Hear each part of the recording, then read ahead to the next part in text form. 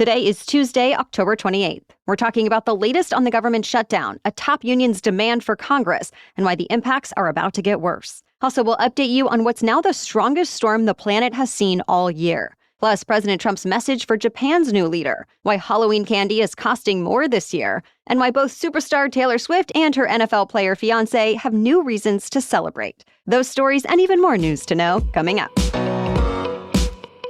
Welcome to the NewsWorthy. All the day's news in around 10 minutes. Fast, fair, fun, and on the go. I'm Erica Mandy. Thanks so much for being here. You ready? Let's do this.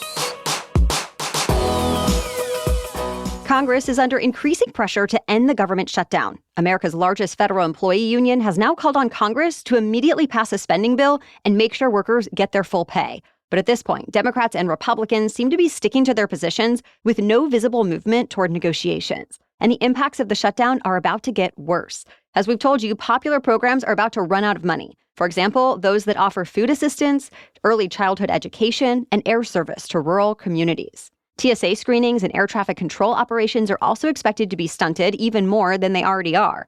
Plus, November 1st is when open enrollment begins for health plans through the Affordable Care Act. So people will start to see just how much their premiums are expected to rise since tax credits are set to expire. Of course, this is the central point of the conflict between Democrats and Republicans right now, with Dems saying they won't vote to reopen the government until the GOP starts to negotiate on health care, and Republicans saying they won't negotiate until Dems vote to reopen the government. Some lawmakers have ideas on how to make the shutdown less painful, with more narrow bills of funding just parts of the government. But at this point, none of those measures appear to be on the fast track to passing. Vice President J.D. Vance plans to visit with Republicans on Capitol Hill today.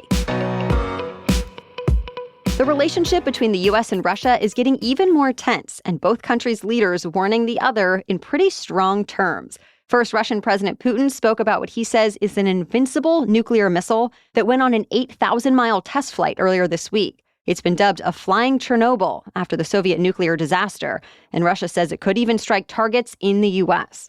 Well, President Trump responded by saying he doesn't need to go 8,000 miles, that the world's greatest nuclear submarine is already owned by the U.S. and positioned right off Russia's shores.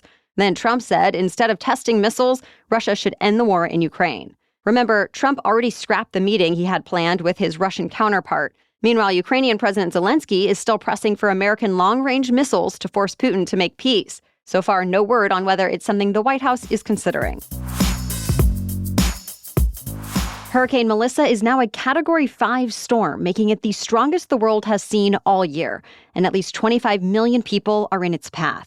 Jamaica seems to be taking a direct hit, with landfall expected this morning. It's on track to be Jamaica's worst storm in its history, with rains measured not in inches, but in feet, and winds have topped 175 miles an hour. The prime minister ordered mandatory evacuations. He told CNN he didn't think there was, quote, any infrastructure within this region that could withstand a storm as powerful as Melissa. Communication is already cut off in parts of the country.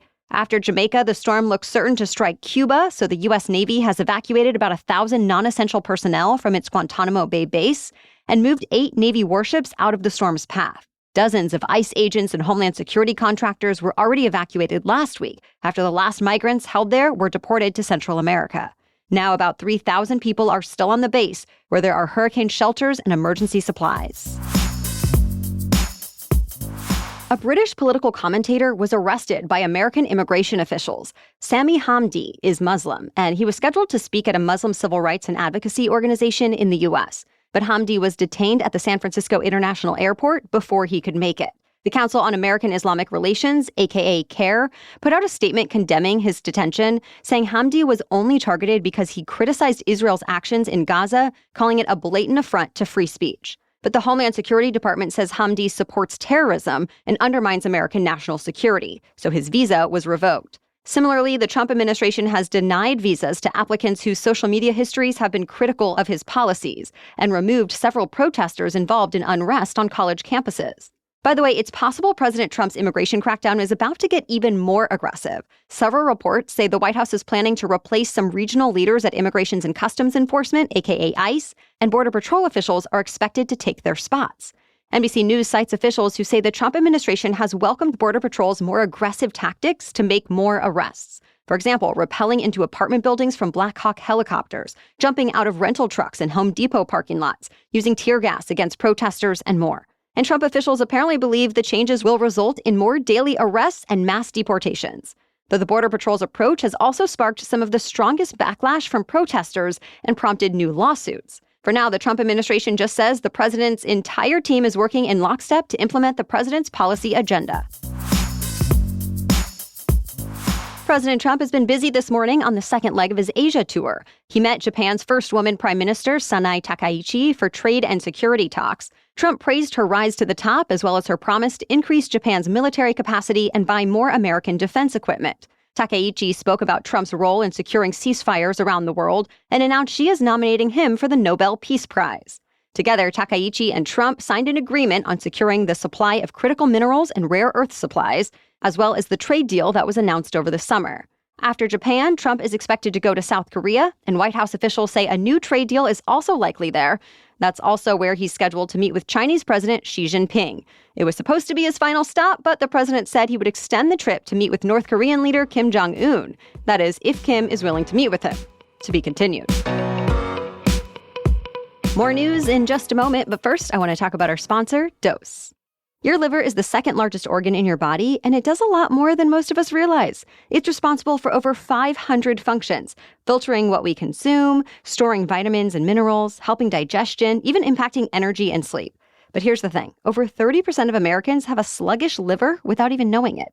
So I was intrigued when I learned about Dose. It's a natural, science-backed way to support one of the hardest working organs in your body. Each shot is formulated to help your liver do its job better, cleansing unwanted elements, aiding digestion, and helping you feel more energized over time. In fact, in a double-blind, placebo-controlled clinical trial, Dose for Your Liver lowered liver enzyme levels by 50% in over 86% of participants. Plus, each shot is equivalent to 17 shots of turmeric juice, and I can tell you, it tastes delicious. My husband and I both love how easy it is to take every morning. Save 25% on your first month of subscription by going to dosedaily.co/newsworthy or entering Newsworthy at checkout. That's dosedaily.co/newsworthy for 25% off your first month subscription. Now back to the news. The world's oldest ruler was just re-elected.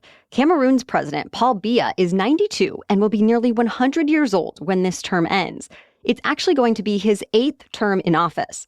But this last election was controversial, with complaints about several irregularities. There have also been concerns about the president's health on top of his age. The country's constitution says if Biya were to die in office, the president of the Senate would take over, while the person in the top Senate post is 91 and in poor health. Protests broke out yesterday, some of which turned violent. Well, back in the U.S., America's oldest president gave his first speech since completing cancer treatment. Former President Biden received a Lifetime Achievement Award at the Kennedy Institute in Boston. There, he said the country is facing dark days under President Trump, specifically bringing up what he called attacks on free speech and tests on the limits of executive power. The former president urged Americans to get up instead of check out, saying that's the way to make sure America comes out stronger. In response, the White House said the real dark days were under Biden, not Trump, mentioning immigration, inflation, and transgender athletes in women's sports. It actually used to be a strong tradition in U.S. politics for former presidents to refrain from publicly criticizing or commenting on their successors, but the norm has shifted in recent years on both sides. Corporate workers are facing job cuts across retail, tech, media, manufacturing, and beyond. The most recent layoffs are expected to happen at Amazon. As Reuters reports, the company is planning to slash as many as 30,000 corporate jobs beginning today. It doesn't come as a big surprise, since Amazon CEO has said he wants to cut down on what he describes as an excess of bureaucracy within the company. And over the summer, he said artificial intelligence tools will likely lead to even more job cuts. Also, this is part of a broader trend, as several other companies announced job cuts just last week. For example, Target now has plans to cut about 1,800 positions from its corporate staff. More job cuts were announced at Molson Coors, Rivian, Paramount Skydance, and more, proving this trend is now happening across many different sectors of the economy. A national candy company has filed for Chapter 11 bankruptcy, even though the biggest candy holiday of the year is coming up. The national candy distributor, Candy Warehouse, announced the move right before Halloween, saying it's a way to reorganize and restructure its debts. The whole candy industry has actually been making changes, especially when it comes to cost. An analysis of Nielsen IQ data found overall, candy is nearly 11% more expensive this Halloween season than last year. There are a few reasons for the higher costs, the biggest one being that the price of cocoa beans has skyrocketed with climate change impacting the harvests. Energy and packaging costs have gone up too. And heads up, besides charging more, some candy producers are including less chocolate per package. Others are making more gummy candy and rolling out special flavors that don't rely so much on chocolate. Still, Americans are expected to buy up plenty of all of it, spending nearly $4 billion on treats this Halloween. Pop star Taylor Swift and her NFL star fiancé Travis Kelce both made history this week. Swift set a Billboard record when her new album, The Life of a Showgirl, stayed at #1 for a third straight week. That means over the course of her career, Swift has spent a total of 89 weeks at #1, more than any other solo artist in history. Then last night, Kelce caught his 100th career touchdown pass when the Chiefs played the Commanders. It was also his 83rd during a regular season, tying him with Chiefs legend Priest Holmes for the most touchdowns in team history, and it helped the Chiefs win last night's game. Of course, those are just the latest records for both Swift and Kelce, and they're both expected to surpass even more of them in the weeks, months, and maybe even years to come. That's it for the main news today, but now it's time for Trivia Tuesday, when we ask a different trivia question every week. But first, this episode is brought to you by OneSkin. Did you know this time of year it's totally normal for hair to shed a little more? Seasonal shedding can happen from cooler and drier conditions. But OneSkin's OS1 hair can help your hair stay healthy and strong. I love knowing I'm doing something for my hair today that will help its health long term. It's a lightweight, drug-free scalp serum that's powered by their patented OS1 peptide, which is scientifically proven to target aging at the cellular level, the same breakthrough that powers OneSkin's skincare line. And the results are impressive. In clinical studies, participants saw a 43% increase in hair thickness and a 40% increase in hair density after 6 months, along with fuller, healthier-looking hair that feels stronger over time. Born from over 10 years of longevity research, OneSkin's OS1 peptide is proven to target the cells that cause the visible signs of aging, so your scalp and your hair stay healthy now and as you age. Go to oneskin.co/hair and use code NewsWorthy for 15% off your first order. After your purchase, they'll ask where you heard about them, so please support our show and tell them we sent you. Again, go to oneskin.co/hair and use the code NEWSWORTHY for 15% off your first order. Okay, now back to Trivia Tuesday. And today's trivia question is, what do you call a group of hippos? Listen again next Tuesday for the answer and explanation. As for last week's trivia question, how many people have ever lived on Earth? The answer is 117 billion. Granted, the number is an estimate. Demographers go through data to know how many people have lived at different times, the average life expectancy, and birth rates. But records are not always reliable, especially not from centuries ago. So to calculate populations from hundreds or thousands of years ago, researchers use clues like city size, population density, and archaeological remains. Of course, today we have the census, making population counts much easier. The world's current population is estimated at 8.2 billion people. And if the estimates are correct, that means we make up about 7% of all people ever born. Thank you so much for joining us to get caught up on the news today. We'll be back tomorrow with the latest to know. Until then, have a great day.